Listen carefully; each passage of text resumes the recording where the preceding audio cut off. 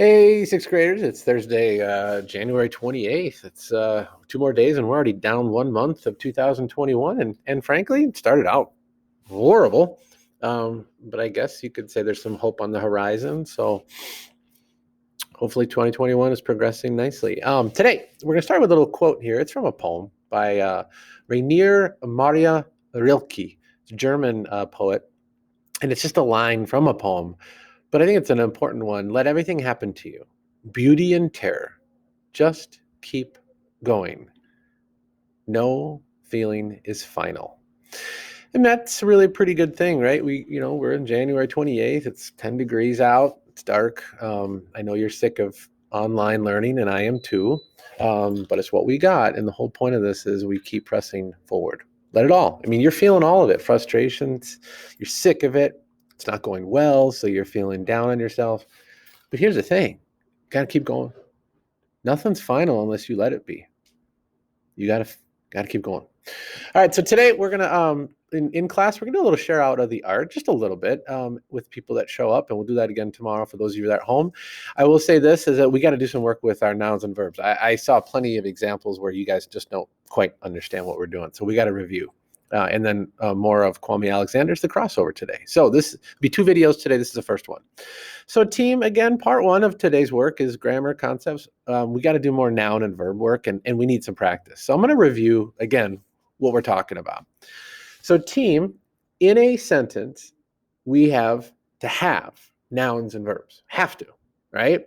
So one of the things we got to do is identify the noun that the sentence is really about. We would call that the subject. In fact, I might even add that, okay? Or some people, because there's going to be multiple nouns in a sentence. You can have 5 nouns in a sentence, but only one of them is what the sentence is about. It's driving the sentence. So we'll call that the subject, okay? The subject of the sentence. And it's a person, place, or thing. It could be a human. It could be slavey. Could be a cup. Could be it, And that's where we get into pronouns, where it's still a person, place, or thing, but some word is standing in for it. So like if it's a person, but it's a male, I would say him, or I could say them. Same thing. Pronouns take the place of those words, right? We don't know if it is a thing or if it's a person, okay? Now, the noun, the subject, has to be doing something for there to be a sentence. Has to. Can't just sit there alone and exist. I, it's not a sentence. Him, it's not a sentence. They, it's not a sentence. And you can't just have them just, exist. So you can't say they at the store. Okay, there's a verb missing. That's not a sentence. They got to be doing something. And it might be action, like they ran to the store or they sprinted. Or it could be are at the store. They are at the store, right? They exist. That's what they're doing. They're existing at the store. They're at the store, but they exist at the store. Okay, that's important. And then we have the helping verb. Now, here's the thing about helping verb. This is a word that goes with a verb that's traditional. So, for instance, it's kind of like combining the state of being in action. So if I am saying that I am running, or that maybe like if I was somewhere else, I would be running, we have what's called a verb phrase. So you got to get away from one word as a verb. Sometimes it's 3, it's 4. You could have up to 5.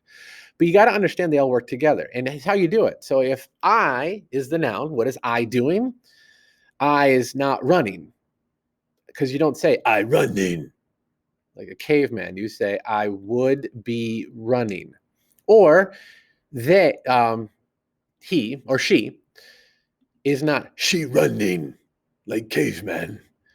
You're saying she is running. So the phrase is running, and that helping verb helps make the phrase work. Would be helps make the phrase work. And you guys are missing a lot of this. So to review, you need at least one noun, one verb to have a complete sentence. All right. And that verb, I'm going to start using this language, is a subject as well. What's the sentence about? Who or what? Okay. Now, here's an example. Again, we did this already, but I am here. Okay, now you might say, Mr. Slaby, here. Well, here's a noun because it's a place, but it's not what the sentence is about. The sentence is about I and am. Now, we were also working on compound sentences, which mean we use a comma there, then we have another and here I have another I. And this time, this is a state of being, am lost. Okay, lost is not a place, it's a state of being. So am lost is the whole verb. And I put these two together, I throw an and a comma in there, and I have basically two complete sentences that work. I could do this, right? We've done this. I could do that, two different sentences, but I don't want to. I want them combined. And that's how you follow through. Same thing over here. You is what that part of the sentence is about. What is you doing? You were sitting, not just sitting. Were sitting is how the phrase works. Comma. The other sentence is I was standing. Okay. Again, if I wanted to, very easily, could have put a period there. Get rid of that. I got myself two sentences, but that's not what I want. I want to put them together. So we were talking about compound sentences, but if you have a compound sentence, then you have to have two nouns and two verbs that the noun is doing. So what I did today is, your work is, I gave you a document, and then that document, it's in the Schoology. I put it in a PDF form. I want you to take that PDF and upload it to Notability. And now we're going to work, these are sentences you wrote, and they were incorrectly identified. So we're going to unpack it now. So you're not going to write original sentences. You're just going to break down the sentences. Underline only a noun that has a verb connected to it. So now we're not going to underline all nouns. Only underline the noun that has a verb connected to it. You're also going to circle only the verb that is connected to any underlined noun. So here's what I mean. So if I were to write this sentence, the boy ran from the dog, okay, I really have a couple of nouns, right? Boy's a noun, dog's a noun, it's a thing. However, don't worry about the dog. Let's find out what the noun is that has a verb. And the boy, what'd the boy do? The boy ran. What'd the dog do? Nothing. There's no verb for that noun. So that's not what we're worried about. I'm worried that this verb has a noun. Okay? Here's another one. The boy who was sad ran from the dog. Now, this is kind of confusing because some of you will be like, well, Mr. Slaby, the boy was sad. Nope. That's not what the boy was doing. This is what's called a prepositional phrase. It's giving you more information about the boy. It's added information. What did the boy actually do? The boy ran. That's what the sentence is about. This is a little extra telling us about the boy. We don't need that.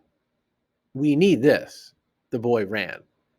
Imagine we did this. What if we got rid of all this and said the boy who was sad? What's the boy doing? Nothing. There's no sentence there. Who was sad is not what the boy is doing. It's just describing the boy. That would be a fragment. Okay? So your job here is I've given you 10 sentences that are directly from you sixth graders, right? The good sentences. Underline only a noun that has a verb or verb phrase connected to it. And there might be two. But for right now, if we're doing this, I am underlining something in this. And actually, I would probably do this together. So I am sitting over on the couch. Okay, I have a couple nouns. I is a person. Yep. Here is a place. And couch is a thing. Those are actually all nouns. Person, place, or thing, right? But what is the one that's doing something? Well, over here is not doing anything, and the couch isn't doing anything.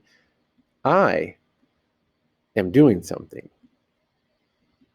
I am sitting. I am sitting. Not just am. It's am sitting because I'm actually in the state of sitting. So that's how it would look for number one. Nothing else is a noun that I need because it doesn't have, no other noun has a verb connected to it. Does this make sense? So that's your work for today. And in Schoology, that's what you are doing right here in ELA 6. Okay? So This is the video you're watching. There's the link to the presentation if you want to see it. And then this is your work right here. You're going to submit. You're going to upload this to Notability, write on it, and then you're going to submit it in this discussion post. Okay? There you go. That's part one. Be back for part two.